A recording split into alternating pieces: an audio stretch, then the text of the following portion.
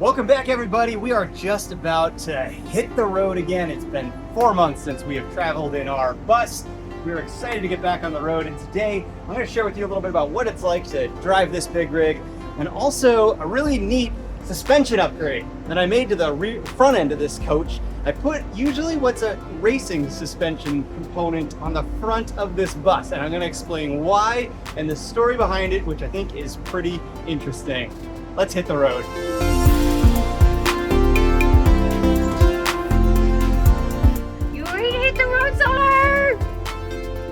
Buddy, you ready?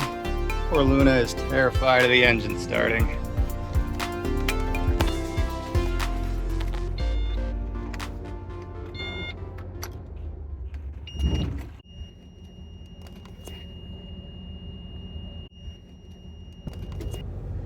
So we got a hot day here, and we've got the generator running up front. A lot of times with motorhomes, you'll actually run the generator on a real hot day to run the air conditioners to give you additional cooling. Once we're on the road, usually we get enough cooling up front just from the engine that we can shut the generator down, but that's why it's so loud right now. We got both the big engine running and the generator. Also with these big buses, it takes a little bit of time that the system has to air up once it's been off for a while, because I've drained the tanks and it's maybe leaked a little bit. And it takes some time for the air to come up because this rides on air springs. There's a number of different things that are air operated, and it has to have full pressure before we can drive. So we're sitting here idling, warming up the engine, making sure everything's good. In this bus, I also have to be able to lift the tag axle, and to do that, it uses air as well. So we're just letting the bus warm up and get ready to be able to drive. I'm ready.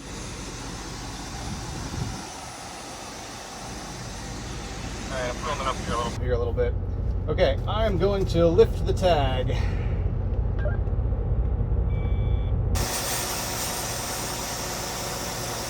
Are we ready?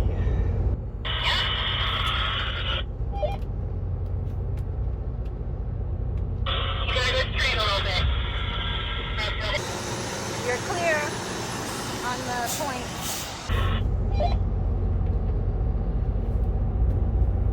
All right, I'd go as far out as you can before making the turn.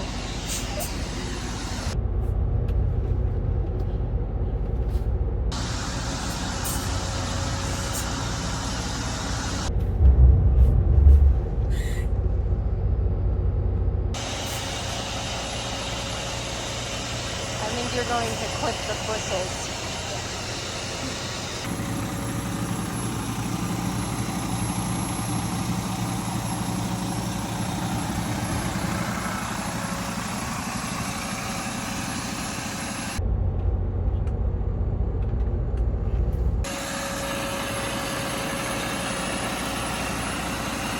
Done. Come back for the dolly? Yes, I'll come back for the dolly.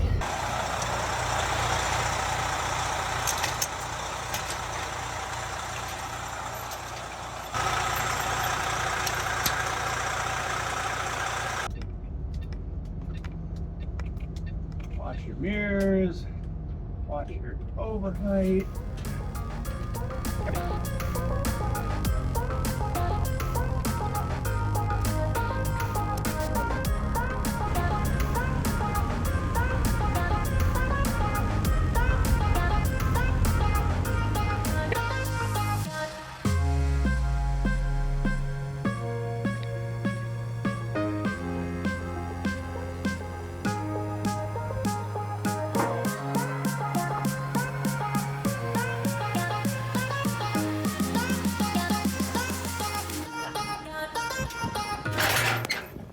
There it is.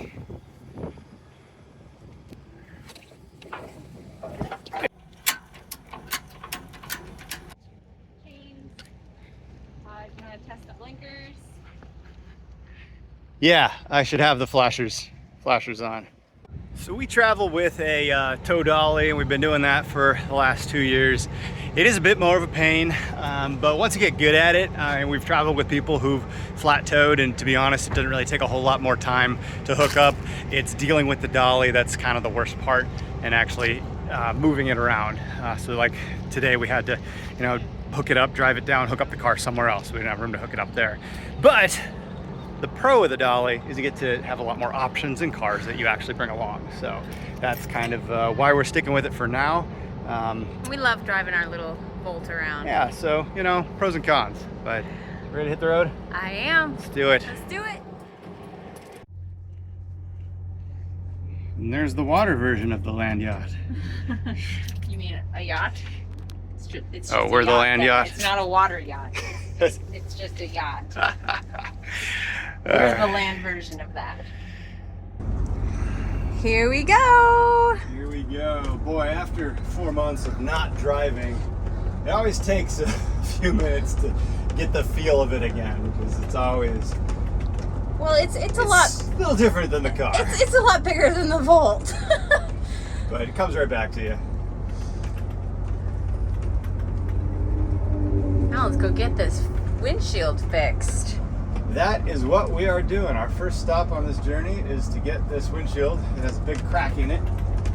Repaired. This windshield's been on its last legs for quite a while. We drove to Baja Finally back. getting it fixed. All right, here we go. go.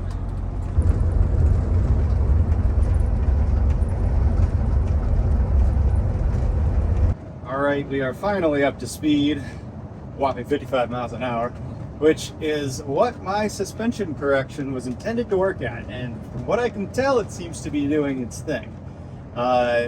This bus has a very interesting suspension issue that causes a sway at high speeds. Now we're slowing down here back through town. Once we get back on the highway and I get to feel it a little bit more, we will come back and tell you the story. Don't fall into the road, lady. You gonna make it? Of course. We're on the center a little bit, but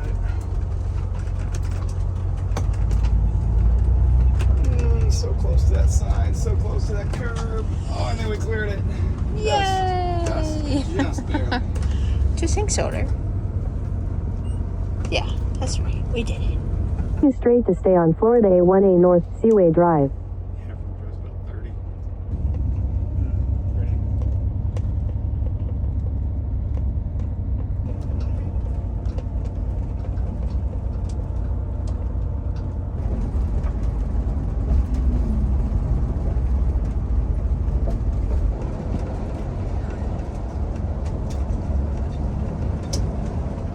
So there's 65. You notice anything different? It seems pretty smooth to me. It's not wandering, like especially in the back. Like it was just always like I have this single correction because we got a crosswind and a slope to the road, but it's basically a predictable correction instead of unpredictable. So what used to happen? So basically at higher speeds, the coach would sort of unpredictably wander. It would just very slowly kind of go one direction, and you would correct, and then you would inevitably overcorrect, and it would just kind of start going off the other way, and then you'd correct, and basically you'd end up just kind of sort of gently bouncing down the line. It was drivable. I mean, we drove on like really narrow roads, even down in like Mexico, and I could do it, but it was exhausting. And it all comes back to the design of the chassis of this coach. And that story starts back in the 80s. So we are driving a Monaco motorhome, and Monaco is no longer in business, but Monaco was unique in that they built their own chassis, their own motorhome chassis. And by doing that, it allowed them to have more control over the design and like where they're putting the slides and stuff like that. And they also claimed their chassis was better at being a motorhome chassis than utilizing like a bus chassis like most other manufacturers do. It is a much stronger, it's a fully steel cage that goes all the way up and over, and the chassis itself is kind of a steel cage, and it's designed so that it has less of like the big frame rails that are the entire support. It's sort of more like a car, if you will. It's a body chassis all in one. The biggest difference with this chassis, however, is that the axles sit on a very unique H-frame thing that allowed them to put the airbags in front and behind the tires. And that allows, with the airbags so much further out, much less body roll and sway, and supposedly a much smoother ride. And I mean, this thing does ride incredibly well. We've ridden in some other coaches, and I mean, they're comparable, but it does very well. It does very well in body roll and sway. It allows them to not have to do even sway bars or anything. Now, Monaco didn't design this chassis originally. Originally, it was owned by Chrysler. Chrysler had the Roadmaster chassis division, and there's very little information about this, but sometime back in the 80s, Monaco purchased Chrysler's Roadmaster chassis, which were originally intended to be city transit buses, like inner city buses, and they were trying to build a better inner city bus. And they designed this chassis. And what's unique about it is that that axle sits on this big H frame that sits underneath, and this big H thing is what actually wanders up and down and has the airbags on it. That H frame is both what supposedly provides the better ride, but also what caused our problem that we had to correct for. They never actually built those inner city buses. Monaco bought it and used the patents and the chassis for the motorhomes, but they never really got the super high mileage that a city bus would eventually see. And a lot of these motorhomes never really saw that many miles, right? Now we've got 80,000 miles on this coach, and initially the chassis rode great, never had any sway problems or anything like that. So when people bought them new, fantastic. Once they got the higher mileage, however, we started to see some of these weird issues because Chrysler never worked out the bugs, and Monaco probably never cared because many of their coaches never got that high. Well, however, they went out of business. But they did know they had a problem. Okay. And they actually did find a correction for it. So let me get into what is the problem. Well, how about you make your exit first, and then we'll come back. We'll come back. Use the right 2 lanes to take exit 147. Continue on Florida 60 West for 86 miles. 86? Dang. All right, back to the story. So to explain why we were having that issue, you kind of have to know a little bit about suspension. So particularly front end suspension. So in the front of a vehicle, the axle, there's lots of different types of axles. We're talking solid axles. So this motorhome has a solid axle. A lot of older trucks had solid axles. A lot of people are going independent suspension now, which allows either wheel to go up and down. But this is a solid axle. And when you put a solid axle in the front of a vehicle, you need to make sure that axle doesn't go front to back or side to side, but it still has to go up and down. So you've got suspension. Well, to prevent it going front and back, we usually have big links that connect to it. And in this H-frame thing that this entire axle rides on, it has these really long, like 6-foot links that go way to the front of the motorhome and allow that there are 4 of them. It's called a 4-link suspension, and it allows that axle to go up and down, and it constrains it flat. So it can go up and down, but it can't do this. Now we need to make sure it doesn't go side to side, but still go up and down. And the most common way that's done with something called a panhard bar or a track bar. And track bars are basically a big chunk of metal that connects at a diagonal from the chassis, the structure of the vehicle, down to the axle at a diagonal and holds it in place. Typically works great. It's how almost all trucks work, and it's usually not a problem. Now, the problem in the case of this is that because it's this giant H-frame thing, and I mean, it's like, I don't know how long it is, maybe like 5 feet wide, that panhard bar underneath this motorhome is not directly over the axle. So what happens is that when a force is applied to the side of this motorhome, if it's strong enough, it can deflect the axle around that panhard bar. So it's not going to move where the panhard bar is, but if we've got basically a deflection panhard bar holds here, deflection on the wheels, it creates a tiny bit of movement on the wheels. And that's what ends up happening. Once the bushings wear a little bit, and those big links, everything kind of wears just a tiny bit. The bushings aren't worn out necessarily. It's literally a design problem where the axle is pivoting around that panhard bar. Now, if that panhard bar was directly over it, maybe it would be better. But because of all the air systems and things they put in the way, they didn't put it in the right spot, in my opinion. Alternatively, in this case, you could put a second panhard bar in. And this is what Monaco tried doing with some coaches that really had these problems. And it did work. However, so if you have two panhard bars, basically, that constrains it. It can't rotate. So it can go up and down appropriately.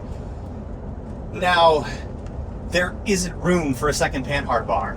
I actually thought through this problem myself, and I was like, I was convinced that this was the problem, and I was like, I need to install a second panhard bar. I got under there, there's no room. I couldn't physically install a second panhard bar. But I came across a group of people who also have this problem, because it's basically a problem that pretty much all Roadmaster chassis are going to experience. And they came up with a very unique solution, and it's called a Watts link. So a Watts link system is a panhard bar alternative, and it's commonly used on extreme off-road vehicles, drag race vehicles, and even some like autocross or other race cars. And it seems a little weird to use it on a motorhome, but the intent is not to provide additional performance, but because of how it mounts. Watts link system uses two bars that constrain the axle as the center point moves up and down, and there's a whole bunch of geometry that moves. I think I'm going to have to use an animation to kind of show you what it actually looks like. But what the Watts link does for performance applications is it holds this axle completely in the center and provides a completely straight up and down line, whereas a panhard bar has a very slight arc to it. I mean, it's minimal, it's, you know, millimeters, but it has a very slight arc to it. And when you're like accelerating very hard, or your axles are moving a lot, having a perfectly straight up and down movement can provide some additional performance. I'm not going to debate the performance of the Watts link in race applications, but what its benefit is in the case of this system is that it can be installed behind the axle. So there's no room up there to do anything else. So this group of people, they got on the forums and they started talking like, how do we solve this problem?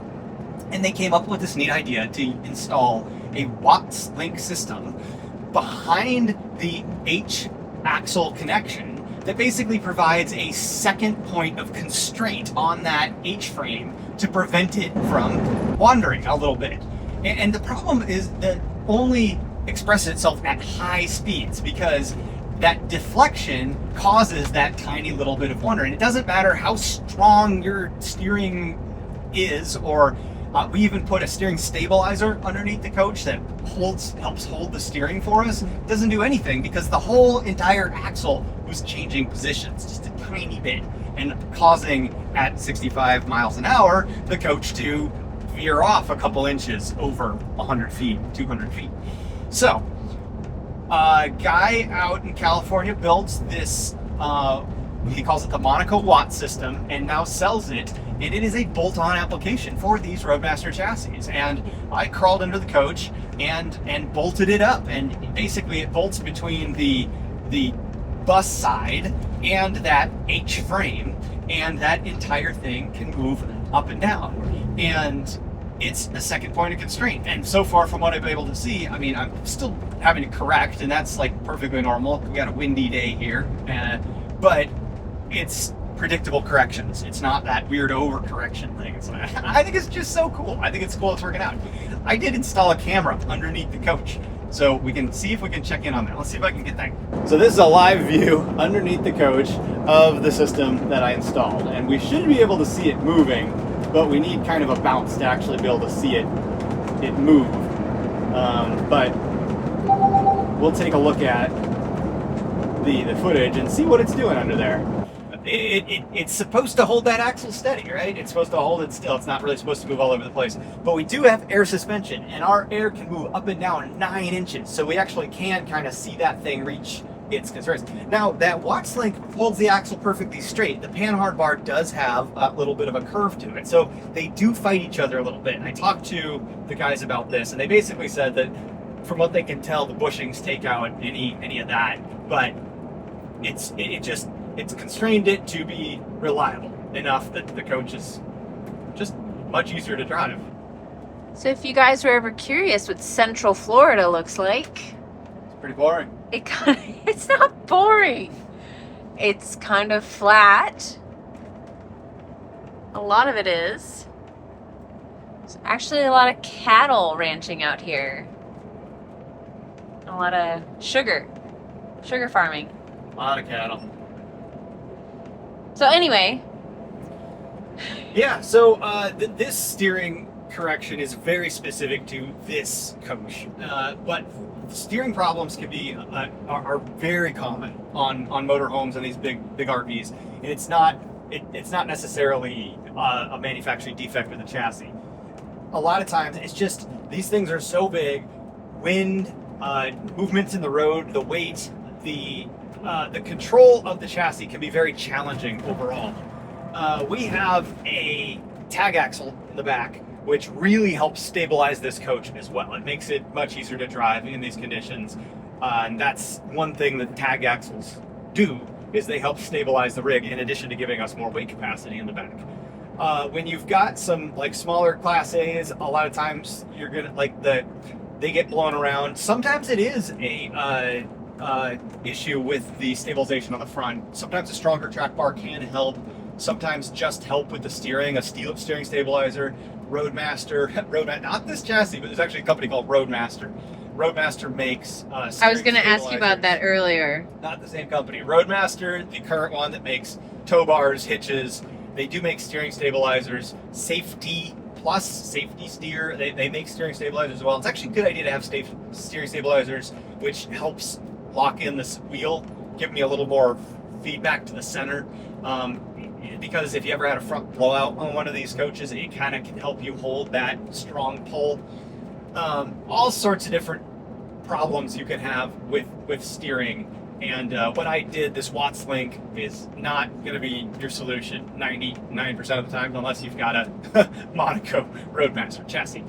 But it's actually a very common thing to deal with steering and handling problems in motorhomes, and I feel like I'm pretty comfortable with how this is driving right now. Now, I bolted that to the chassis of this, and I actually riv nutted it. So a riv nut is I drill a hole, and then you put basically a big rivet in it that a bolt then can go into. Really kind of a cool system, but considering this is holding the entire weight of this coach side to side, I don't know if I really trust that, because then it's also in these slots, so the whole thing could shift, and it might have already shifted. I don't think so from what I'm feeling, but I didn't have access to my welder. Once we get back to our shop, I'll probably weld that onto the coach so it cannot go anywhere. So if that were to shift, what would happen? We would lose our stability, basically. It would go back to what it was doing before. Oh, okay. Nothing catastrophic, nothing terrible. That system isn't impacting anything else. It's really only there to stabilize that axle. So far, I'm happy with the results. Awesome. Well, we've got a couple more hours to drive, so we'll see how it performs driving this highway for a couple more hours, and we'll have an update for you later. Yeah, so the Mortons are back on the move. We are super excited to be back on the road. I hope that you guys subscribe and stick around.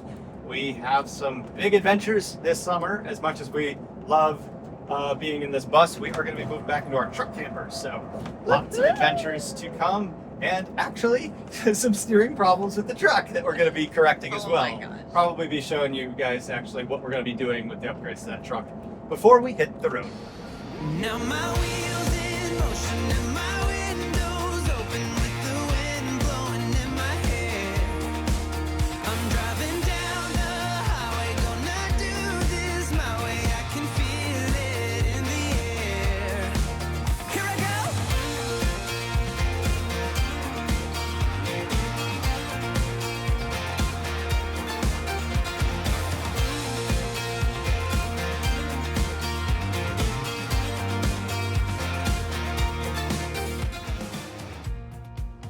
we made it to our destination. We are at an RV glass repair shop. This big crack here, and over there. So this cracked last fall. Just kind of, well, the windshield was leaking a little bit. See, our gasket's failing too. This was like an attempted repair, and up there. So anyway, replacing the gasket and the windshield. It's been cracked over here since we got it, but because this was a corner-to-corner crack, we were like, it shouldn't get any bigger. There's really no problem. And then taking it down to Mexico, and these windshields are very expensive though. Luckily, our insurance is covering most of it. So tomorrow, we get a new piece of glass. Woohoo! We got hookups here. It was nice of them.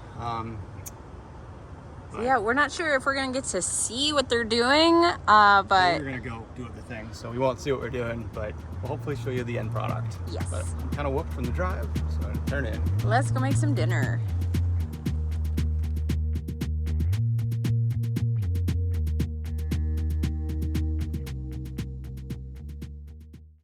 So we're just making some breakfast, and they're already checking out the windshield.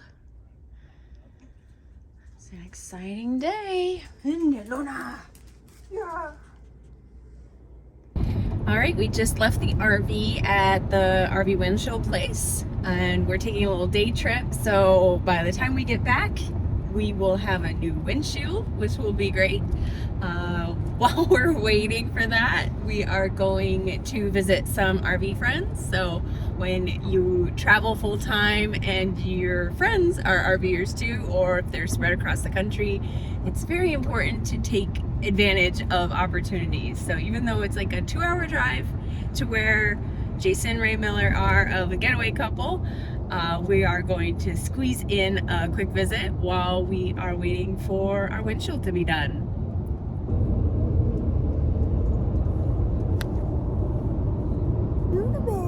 Yes, aren't you pretty?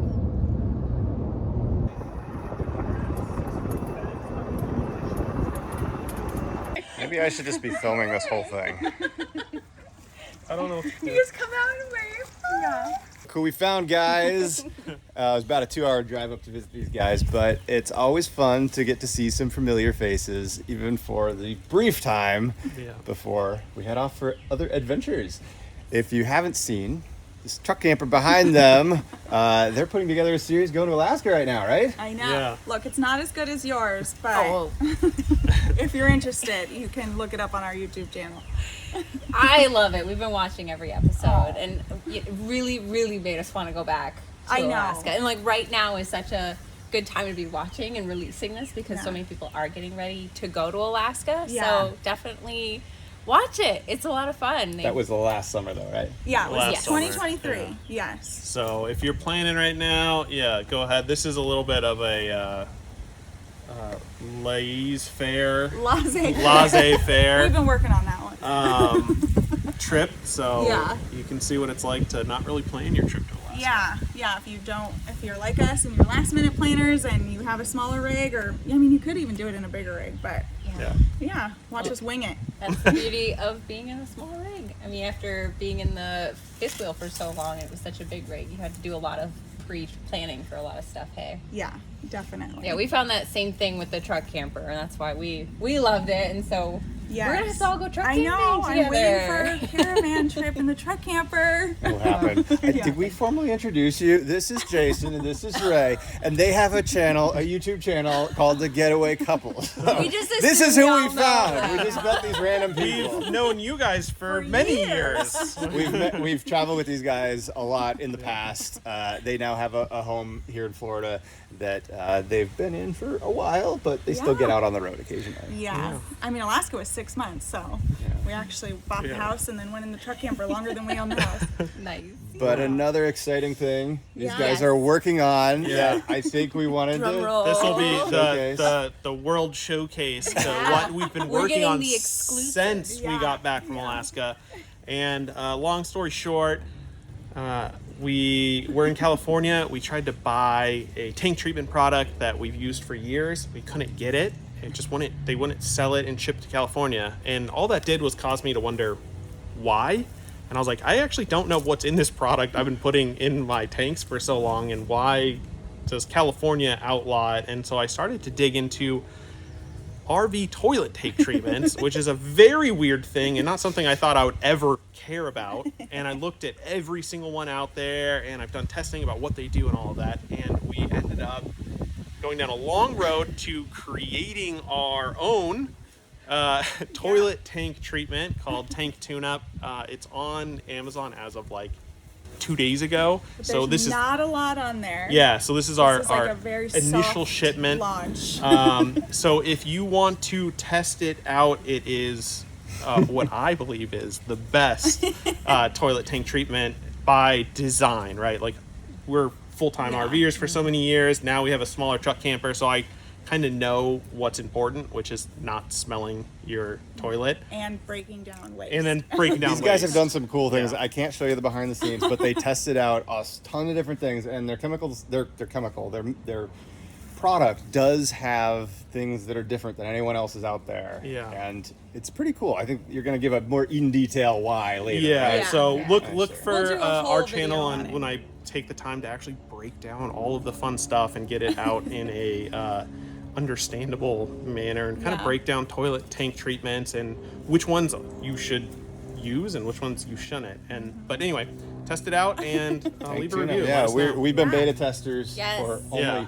one tank so far. Yeah. So far, so good. Yeah. But, And that's I mean, great. who Very else? fresh. Yeah, we got. That's how new it is. Yeah, Quite a so while we ago. appreciate it. Yeah, we kind of asked them if we could add this to the video, and they were kind of like on the spot. They're like, wait, we don't even have like our pitch done, but we For you guys, okay. yeah, anything. yeah. of we course, appreciate it. of We're course. very friends excited for. for you guys Yeah. to be launching this product. 'cause, Yeah. yeah, like who knows it better than actual RVers? Yeah. So And I Check it think we can actually claim that we are the first RVers to make a tank treatment product Yes. that have been full-time and part-time and had multiple rigs. Yeah. So nice. Yeah. need to fact check that. but- Experience. I don't know what the laws are in advertising, but I think we can say whatever we want. Yeah. This has been a short but sweet visit. We're actually probably not going to see these guys for quite a while, so that's kind of why we went out of our way. All right. Definitely check out their channel. Yes. And their product. Getaway Couple, and we'll link below to the tank tune-up. So check it out. I think we need to get going and go back to see that new windshield. Bye.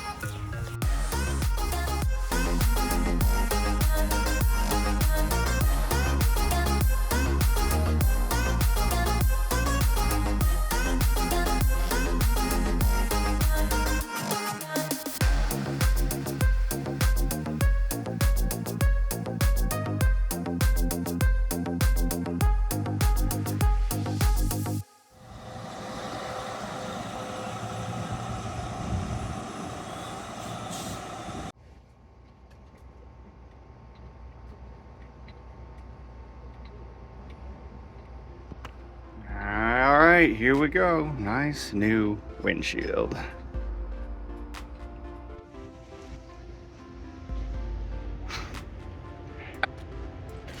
Well, all right, everybody. I think we're gonna wrap it up there. We have got working suspension, a new windshield. We visited friends. We are gonna be traveling for a while here. We're headed back up to our property, but until we get there, we've got lots of other stuff that we're gonna share. We've got a couple more videos and some travels in another country that we're gonna share with you. So as always, thanks so much for being part of our crew here. Please subscribe if you haven't already. Please subscribe over on our website as well, mortonsonthemove.com. We share so much about RVing and this lifestyle. We've written thousands of articles over there. Definitely head over there, hit subscribe, be safe, see you down the road. Bye everyone. Bye.